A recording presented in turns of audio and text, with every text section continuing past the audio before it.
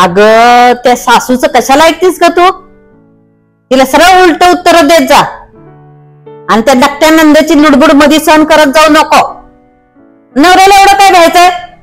एक दोनदा दे ना उलट उत्तर, पुन्हा बोलतच नाही.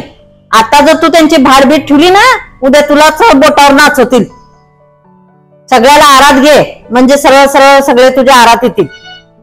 एवढं काय ऐकत जाऊ नको. काम करू वाटलं तर करायचं, नाही तर बसायचं. त्यांना बी करायला लावायचं. त्या दोघींना बसून खाऊ घालती काय? तुझ्या काही एकटीने मक्ता घेतला नाही तर दोघींना बी कामाला लावा जा. तुम्ही जरा हे करा, तुम्ही जरा ते करा, असं म्हणत जा सरळ. हा ठीक आहे, ठेवू का?